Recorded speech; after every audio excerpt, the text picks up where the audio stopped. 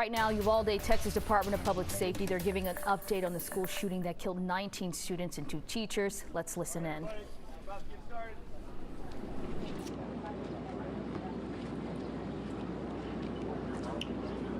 Good morning. Thank you for being here today. My name is Stephen McCraw, Director of Texas Department of Public Safety. On Tuesday, the District Attorney for the 38th Judicial District, Christina Mitchell, requested that the Texas Rangers under the Department of Public Safety assume lead responsibility of this horrific murder of 19 innocent child and 2 adults. Our goal today is to provide the parents, the community of Uvalde, the public, as much information as we can on where we are on the investigation. We're here to report the facts as we know them now, not to defend what was done or to criticize what was done or the actions taken. I'll begin first and foremost with the timeline as we know it. The second timeline I'll discuss is the 911 timeline. Then we'll talk about the relevant social or digital media footprint of the subject. And we'll also have plenty of time for questions at that point.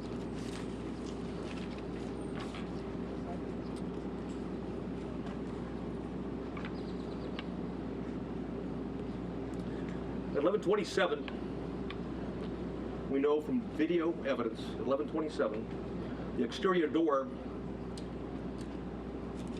suspected of where we knew the shooter entered, Ramos, was propped open by a teacher. 11:28, the suspect vehicle crashes into the ditch, as previously described.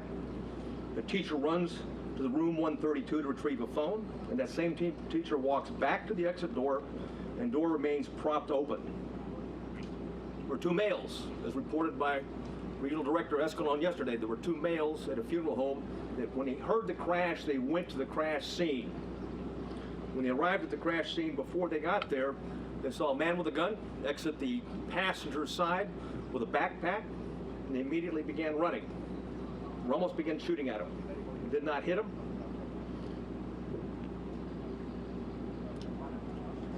One of the males fell when he was running.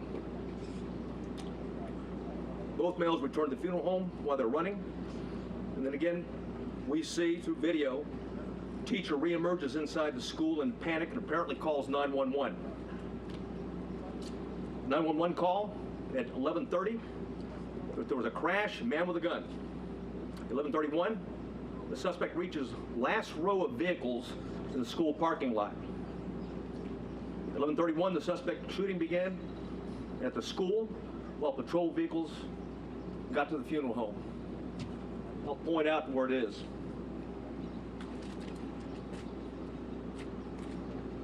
Crashed vehicles over here.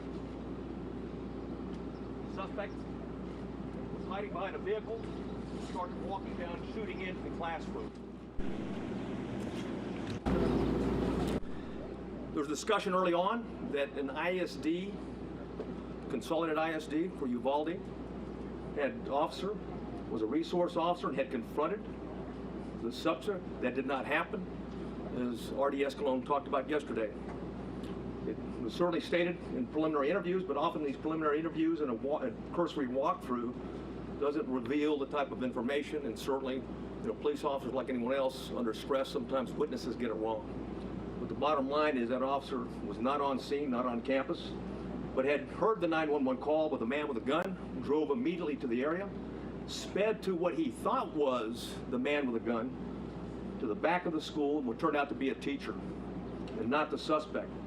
In doing so, he drove right by the suspect, who was hunkered down behind a vehicle, where he began shooting at the school.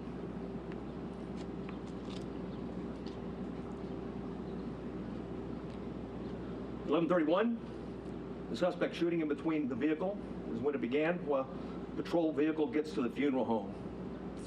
Multiple shots are fired outside the school at 11:31.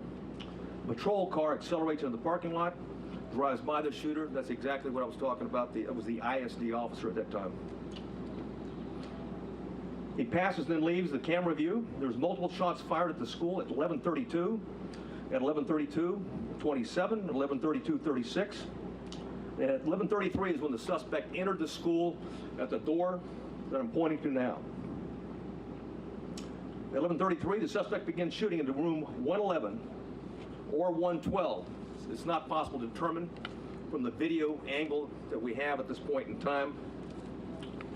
We do know this, that he shot more than 100 rounds based on the audio evidence at that time, at least 100 rounds. He entered at 11:33, or 11:33, he started shooting in the classrooms, 111 and 112. At 11:35, 3 police officers entered the same door as the suspect entered. All 3 of those police officers worked for the Uvalde Police Department. They were later followed by another 4, a team of Uvalde police officers, 3, and also a county deputy sheriff. So a total of 7 officers were on the scene. The 3 initial police officers that arrived went directly to the door, and 2 received grazing wounds at that time from the suspect while the door was closed.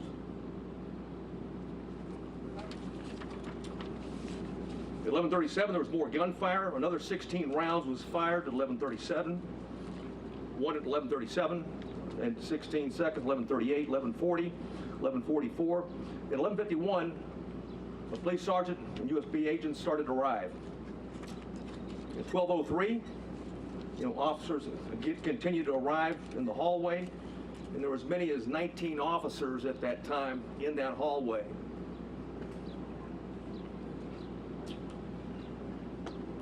At 12:15, we know that BORTAC members arrived. Not the entire BORTAC, but members of BORTAC, along with Shields. At 12:21, the suspect fired again, was believed to be at the door. At 11:21, law enforcement moved down the hallway. At 11:50, they breached the door using keys that they're able to get from the janitor because both doors were locked. Though both of the classrooms that he shot into were locked when officers arrived. They killed the suspect at that time. And now I'd like to go over the 911 timeline.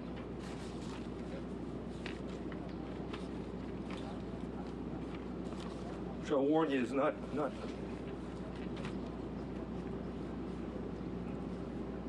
it's better that I read it than you listen to it.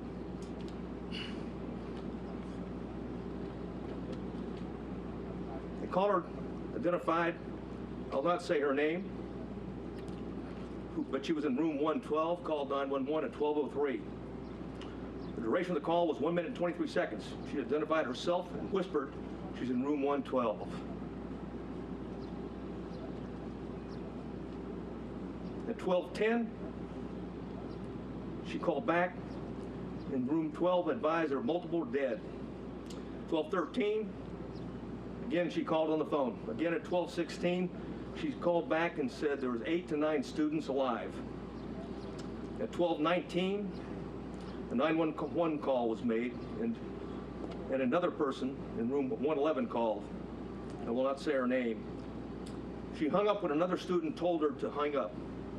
At 12:21, you could hear over the 911 call that 3 shots were fired. At 12:36, 911 call that lasted for 21 seconds. The initial caller called back, student, child, called back, was told to stay on the line and be very quiet. She told 911 that he shot the door. At approximately 12:43 and 12:47, she asked 911 to please send the police now.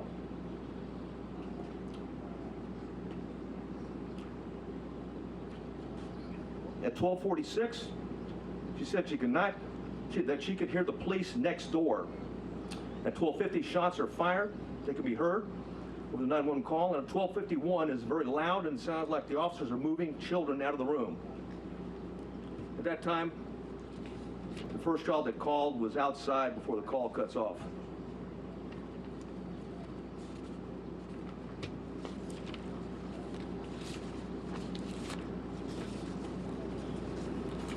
Additional information that we have is that there are 58 total magazines at the school related to the crime scene. 11 of those magazines were inside the school. 3 were on the suspect's body. 2 in room 112, 6 inside room 111. 5 were on the ground, 1 was in the rifle. There were 32 magazines outside the school, but on school property. 1 just outside the school building and 31 in the suspect's backpack that he did not take into the classrooms with him. There's 15 magazines at the crash site. There were 2 magazines at the suspect's residence for a total of 60 magazines. He had purchased and had a total of 1,657 total rounds of ammunition. 315 of those rounds were inside the school. 142 of those were spent cartridges. 173 were live rounds. 922 were outside of the school, but on school property. 22 of those were spent cartridges. 900 were live rounds. 422 were at the crash site. 22 were spent cartridges. 420 of those were live rounds. There's 35 spent law enforcement cartridges total in the school. 8 of those were in the hallway. 27 were inside the classroom. 111 where the suspect was killed.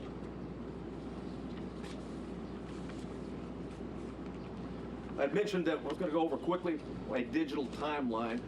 One of the things we talked about early, and I want to correct something that was said early on in the investigation, is that he posted, on Facebook publicly that he was going to kill that he was going to shoot his grandmother, and secondly after that he was going to, that he had shot her, and the third that he was going to go shoot up a school. That did not happen. It was actually on a message. It was a Facebook application, messenger application to somebody else that he had a conversation with.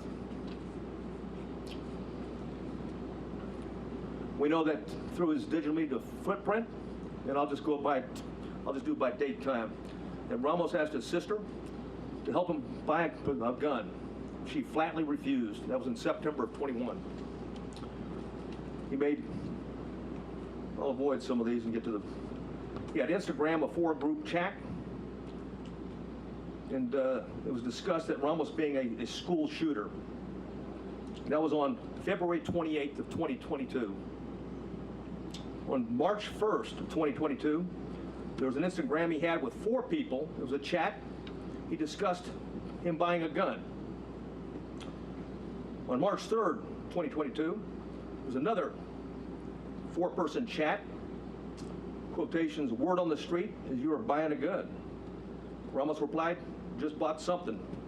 RN.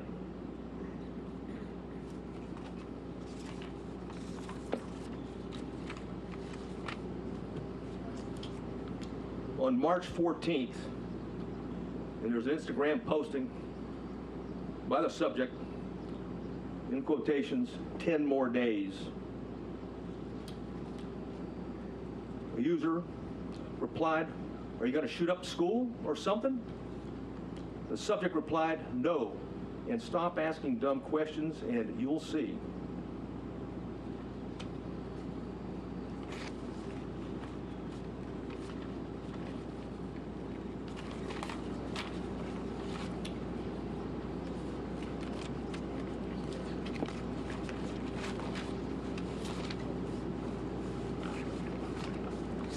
I know you have many questions, and I've agreed to stay as long as we can to answer as many of those questions as we can. If I can't answer it because we don't know definitively right now, I'll simply say that.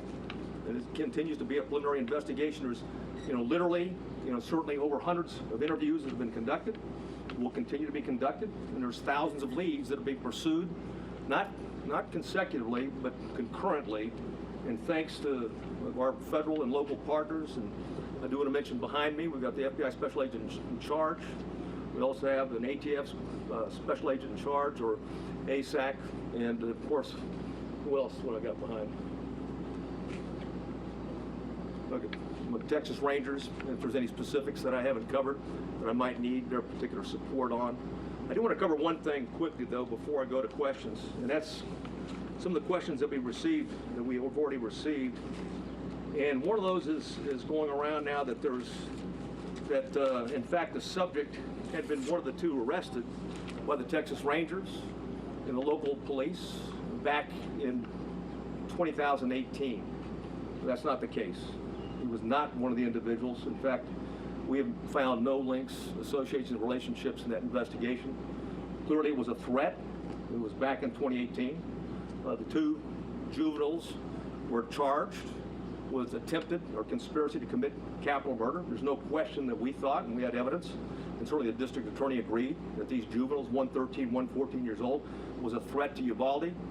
And there was a discussion at that time, even the senior year of the one that was 14 years old, which would make it 2022. However, that was not the subject.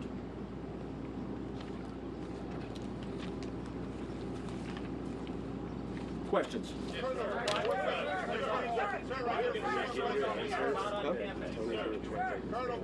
Oh, yeah. Oh, one thing I want to say, one thing I failed to say is that when we're done, we have Tony Peña with us. He's going to translate into Spanish, okay, what the answers and the questions are afterwards.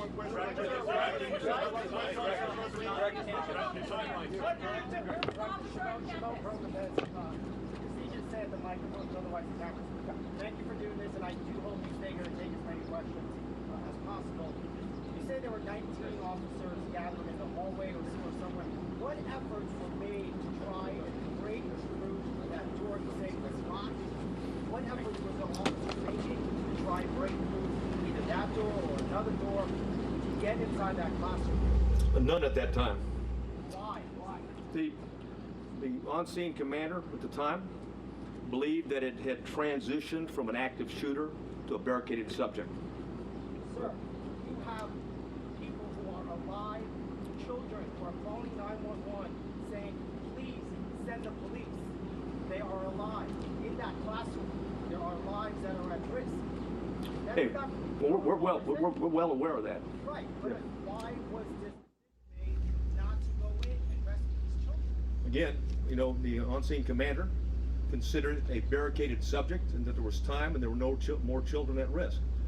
Obviously, based upon the information we have, there were children in that classroom that were at risk, and it was, in fact, still an active shooter situation and not a barricaded subject.